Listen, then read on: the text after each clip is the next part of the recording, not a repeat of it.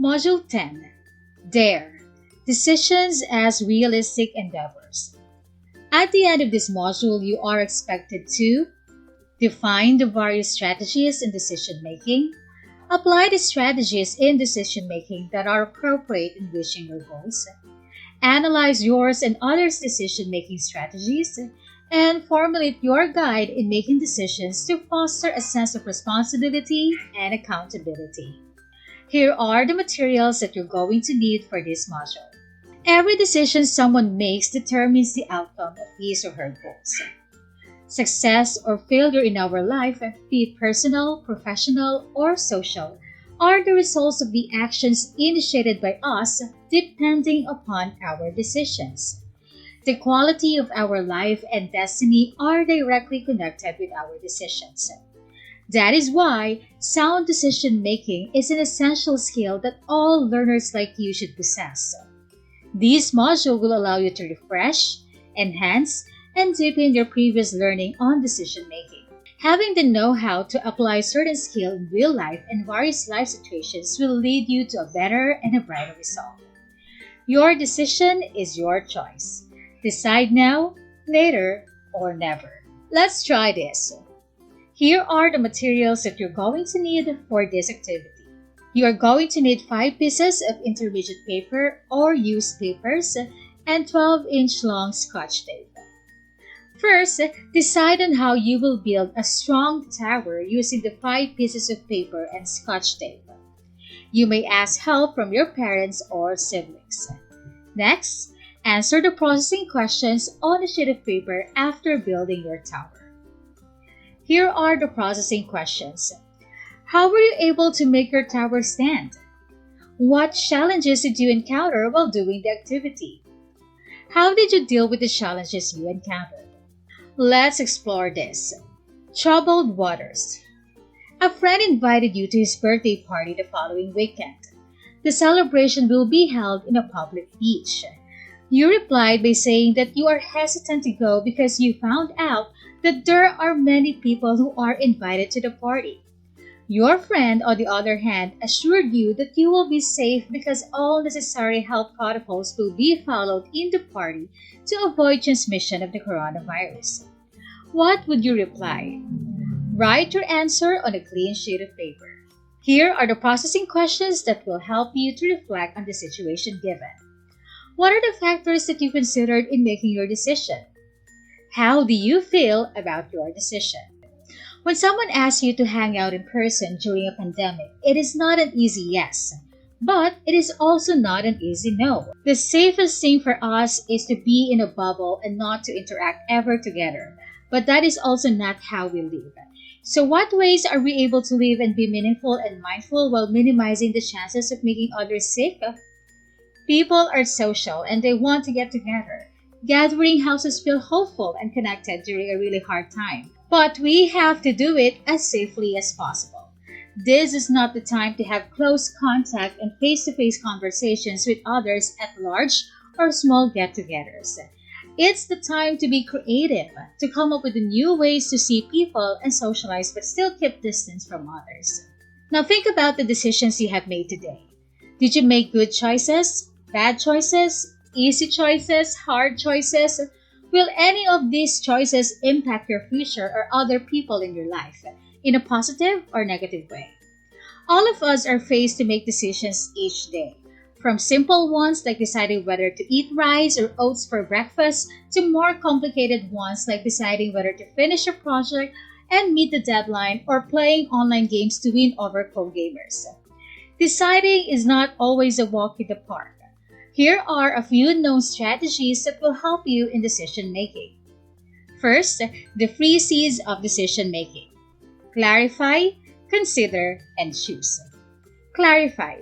First, be clear about the problem that has to be solved. When the problem has become understandable, it becomes easy to identify what decisions has to be made. So clarify what decision do you need to make.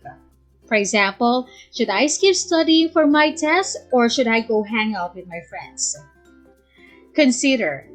Explore all possible choices or options and visualize what could happen for each choice or option. Carefully think about the positive and negative consequences for each choice. It is also best to get additional information from reliable sources. Going back to our previous example, you have to consider the possible alternatives. I can hang out with friends and stay up late to study, or I can hang out with friends another time so I can study, or I can hang out with my friends and just wing it on the test. Lastly, choose. Choosing may be difficult at times, but if you are well informed, you can be confident that you can make the best choice. Choose the best alternative. Going back to our example, you may choose to stay home and study.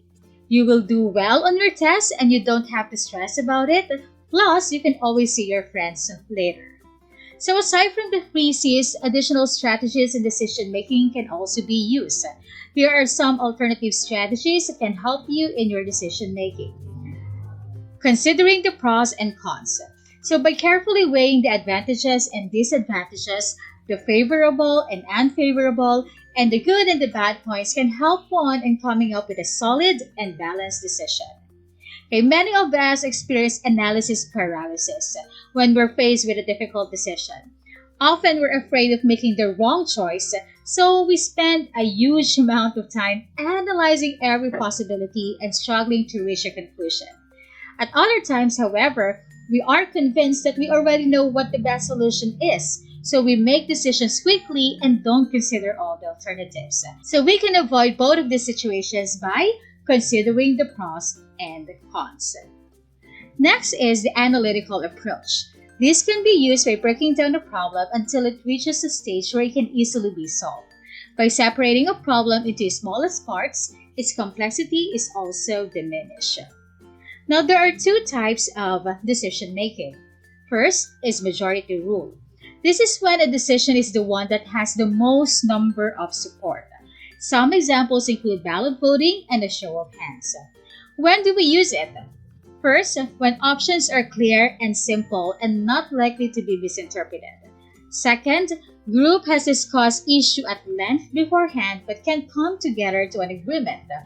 Third, group is on a deadline to make a decision. And finally, power in a group is somewhat balanced, so all members' voices are equally heard. We also have consensus rule. This is when a decision is made by a group as one.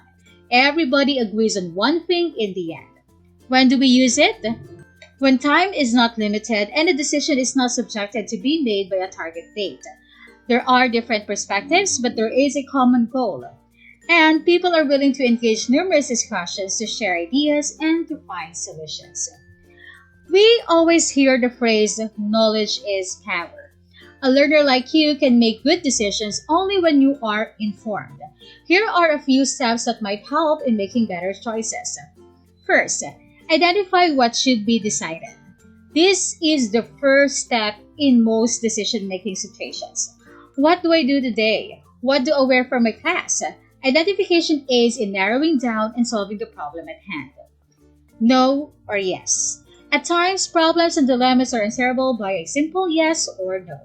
But often, decisions must be considered well, and it can take days and nights for a sound decision to be made. Find a friendly advice. Teenagers are often at risk of making poor decisions because they do not seek advice from people, especially those who can help them. So don't be afraid to reach out and ask for help from others such as your parents, teachers, counselors, and friends. Be sure that you establish a circle of trust. Options are great weapons in making sound decisions. Write down the pros and cons and give it a thought. It might help you in times of confusion and bewilderment. Reflect. Most people reflect after making a decision, but reflecting on a decision before it can be made is a great idea. It's not a bad thing to ask. Sit down for a second and ask yourself, is this the right thing to do? Make a deadline. Ideally, enough time should be given to make a wise decision, but there are instances when a decision must be made immediately, such as when one decides whether to accept a job or refuse it, or when one decides when to start a school project that is due soon. Envision a situation afterwards. Close your eyes and imagine a scene after making a particular decision. For example, when you buy an item that you want but is way out of your budget, imagine yourself paying off that object. Do you see an empty wallet? Do you think maybe it would be better if you save up for it first? Don't be in a rush. Sometimes when we rush ourselves, we make rash decisions instead. Try to let a day pass before making a big decision. Think about it overnight and make a choice later. Rest or sleep on it. When you have to make a big and important decision, it may be best to do it when you are rested, focused, and motivated. This time, let's have another activity. You can do it. It is you who knows yourself best. Below are values needed for good decision making. Think of yourself now and evaluate each skill as used in learning at home or in school. Copy the given values in a clean sheet of paper and encircle the description, can do, or needs improvement. That best describes your level of each skill. For example, focus. Do you think as of this moment you are focused or you are easily distracted? So you have to choose between can do or needs improvement. What I have learned, my freezes of decision making. Think of a specific situation in your life right now where you need to make a decision to help you reach your goal. Copy the table below on a clean sheet of paper or bond paper.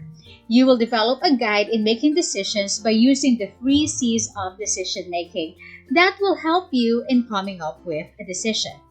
So in this table, you have to write down the situation that you have to make a decision on, and you have to follow the 3 C's. In clarify, first you have to identify the problem. You have to identify what decision has to be made. In consider, you have to identify the possible choices. And lastly, you have to choose. Finally, the essence of sound making. Having a sound decision making skill in every situation is essential. Why do you think so? Think about your answer and write it down on the sheet of paper. And that's a wrap. That's Module 10 of HGP for Grade 9. Thank you so much for listening to this video.